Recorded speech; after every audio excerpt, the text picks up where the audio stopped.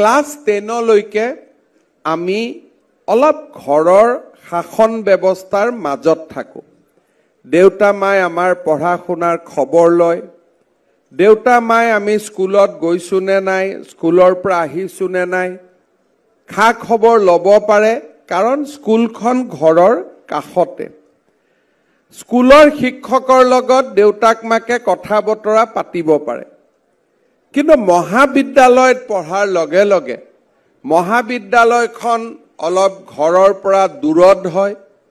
মহাবিদ্যালয়ৰ অধ্যাপক অধ্যাপিকাসকল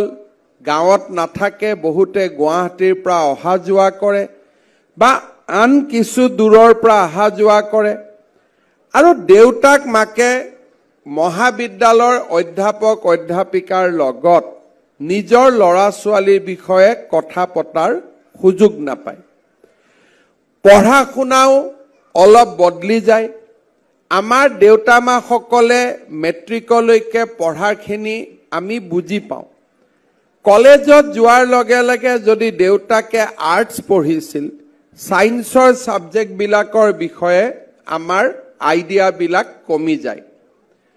মই আৰ্টছ পঢ়িছিলো মোৰ লৰাই যদি সায়েন্স পঢ়ে ফিজিক্স কেমিষ্ট্ৰি মই বুজি নাপাওঁ গতিকে লৰাজন বা ছোৱালীজনীৰ পঢ়া শুনাৰ অগ্ৰগতিৰ বিষয়ে মই ব্যক্তিগতভাৱে অনুভৱ কৰিব নোৱাৰো তাৰ ফলত দেউতাক মাক এখোজ পিছুৱাই যায় যে ঠিক আছে মোৰ লৰা ডাঙৰ হৈছে লৰা ছোৱালীয়ে ভালকৈ পঢ়িব মাকে লৰা ছোৱালীৰ খোৱা বোৱাৰ ওপৰত যত্ন লয় দেউতাকে যাতে লৰা ছোৱালীয়ে পঢ়োতে কষ্ট নাপায় তাৰ বাবে বাকি প্ৰয়োজনীয় ব্যৱস্থাখিনি আমাক নিশ্চিত কৰে এতিয়া আমি বুজি পাব লাগিব যে আমি নিজৰ ভৰিৰ ওপৰত নিজে থিয় দিব লাগিব আৰু নিজৰ ভৰিৰ ওপৰত থিয় দিয়াটো যেনেকে আনন্দৰ কথা তেনেকে ই দায়িত্বৰো কথা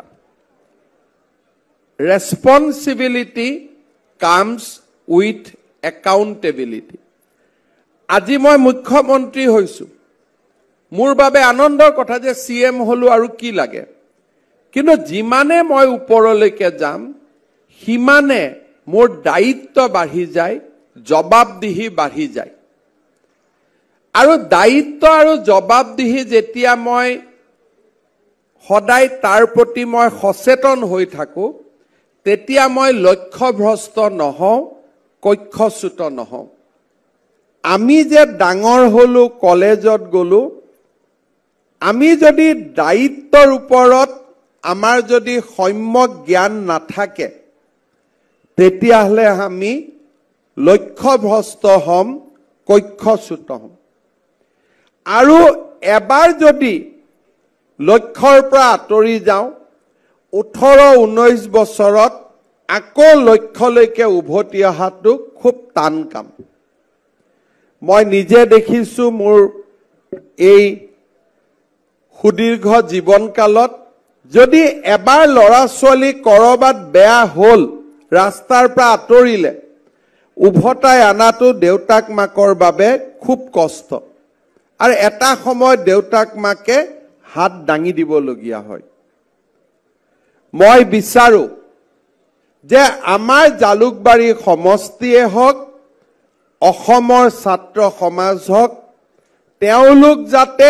লক্ষ্যভ্ৰষ্ট নহয় কক্ষচ্যুত নহয় আজিৰ পৃথিৱীখন পৰিৱৰ্তন হৈছে আজিৰ পৃথিৱীত বহুত নতুন নতুন বিষয় ওলাইছে যাৰ ওপৰত আমি যদি জ্ঞান লাভ কৰিব পাৰো আমি ডাক্তৰ আৰু ইঞ্জিনিয়াৰ হোৱাৰ প্ৰয়োজন নাই মই আমাৰ কিমান ছাত্ৰ ছাত্ৰী আছে শুনিছে মই নাজানো আজিকালি আমাৰ পৃথিৱীত জ্ঞানৰ নতুন নতুন সীমা আমাৰ পৃথিৱীখনে স্পৰ্শ কৰিছে সফটওয়্যাৰ ওপৰত আমি কাম কৰিব পাৰো আৰ্টিফিশিয়াল ইন্টেলিজেন্সৰ দৰে নতুন নতুন সাবজেক্ট বিলাকৰ ওপৰত ওপৰত আমি শিকিব পাৰোঁ BSc নাৰ্ছিঙৰ দৰে পঢ়া শুনা কৰি আমি বহু আগুৱাই যাব পাৰোঁ মেডিকেলৰ লগত ৰিলেটেড বহুবিলাক সাবজেক্ট আছে যাক আমি অধ্যয়ন কৰি আমি বহু দূৰ আগুৱাই যাব পাৰোঁ কমাৰ্চৰ লগত যাক আমি ফাইনেন্সিয়েল ইনক্লুশনৰ লগত জড়িত বেংকিঙৰ লগত জড়িত কোম্পানীৰ লগত জড়িত আজিকালি ইমান বিশাল বিশাল জ্ঞান আৰু প্ৰফেশন আছে যে কোনোবাই আমি মেডিকেল ইঞ্জিনিয়াৰিঙত সিট নাপালে হতাশ হোৱাৰ কোনো প্ৰয়োজনে নাই আমাৰ হাতত বহুত নতুন নতুন সাবজেক্ট আছে যাক আমি পঢ়ি শুনি বহু দূৰ আগুৱাই যাব পাৰোঁ কোনোবাই যদি আমি ৰাজনীতি বিজ্ঞানত পঢ়িছো আজি ৰাজনীতি বিজ্ঞান আগৰ ৰাজনীতি বিজ্ঞান হৈ থকা নাই ৰাজনীতি বিজ্ঞানৰ লগত নতুন শিক্ষানীতিত আমি আৰু যেতিয়া নতুন নতুন সাবজেক্ট আমি পঢ়িব পাৰিম কোনোবাই যদি পলিটিক্যাল সায়েন্সৰ লগত ষ্টেটিষ্টিক্স পঢ়ে তেতিয়াহলে দেশৰ সমগ্ৰ ৰাজনৈতিক গতিবিধিৰ লগত জড়িত বহুত প্ৰফেশন আজি আমাৰ সন্মুখত দেখা দিয়ে ইকনমিক্স আৰু ষ্টেটিষ্টিক্স যেতিয়া আমি একেলগে পঢ়িব পাৰোঁ তেতিয়াহলে আমি বহুত বেছি কোম্পানী জাদিৰ বহুত ব্যৱস্থা মাৰ্কেট এনালাইসিসৰ পৰা নতুন নতুন বজাৰৰ পৰা ট্ৰেন্ড কি হ'ব আগলৈ গৈ কি হ'ব বহুত কথা আমি বুজিব পাৰোঁ হায়াৰ সেকেন্ডাৰী সায়েন্সত পাস কৰা প্ৰতিজন লৰাই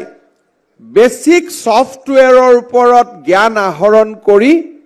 তথ্য প্ৰযুক্তিৰ জগতখনৰ প্ৰতি আগুৱাই যাব পাৰে গৌৰাংগ দাস ডাঙৰীয়াই অকনমান হয়তো আজি আমাক আইডিয়া দিছে কিন্তু মই বিশ্বাস কৰোঁ যে উচ্চতৰ মাধ্যমিক পৰীক্ষাত পাস কৰাৰ পিছত মনত ভাবি থোৱা কিবা এটা আমি পাব নোৱাৰিলো বুলিয়ে হতাশ হোৱাৰ আমাৰ প্ৰয়োজন নাই কাৰণ এই বহল পৃথিৱীখনত দ্ৰুত গতিত হোৱা ঔদ্যোগিক বিপ্লৱৰ ফলত আমাৰ সন্মুখত বহুত বিলাক নতুন নতুন প্ৰফেশন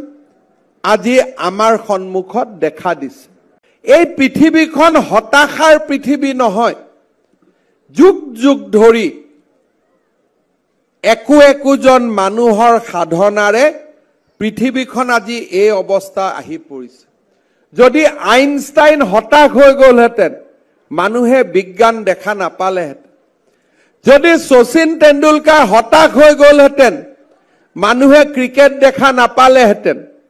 যদি নৰেন্দ্ৰ মোদী হতাশ হৈ গ'লহেঁতেন মানুহে এই নতুন ভাৰতখন দেখা নাপালেহেঁতেন হতাশা আমাৰ শত্ৰু আশা আমাৰ বন্ধু পৰিশ্ৰম আমাৰ বন্ধু কঠোৰ সাধনা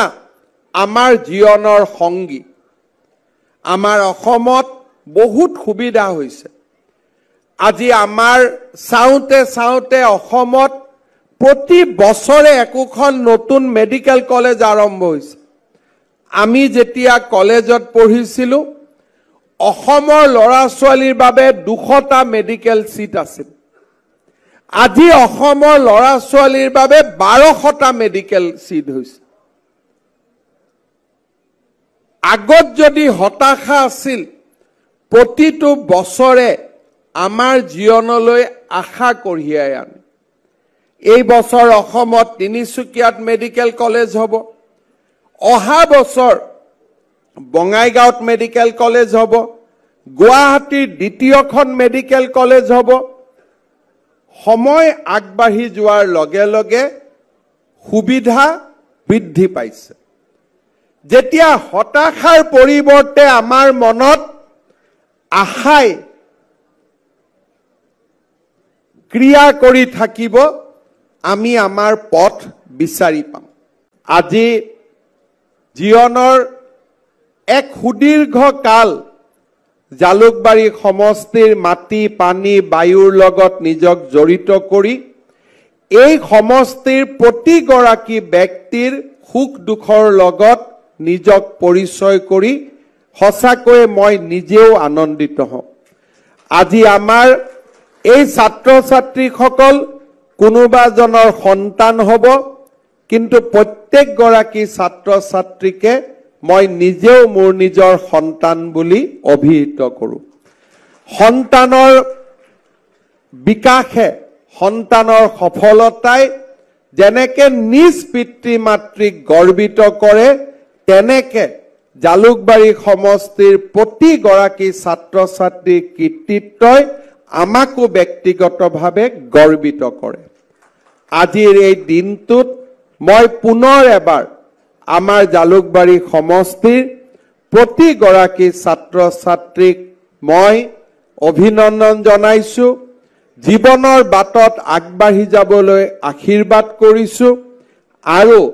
তেখেতসকলৰ গৌৰৱী পিতৃ মাতৃক মই পুনৰ এবাৰ ধন্যবাদ আৰু অভিনন্দন জনাইছো।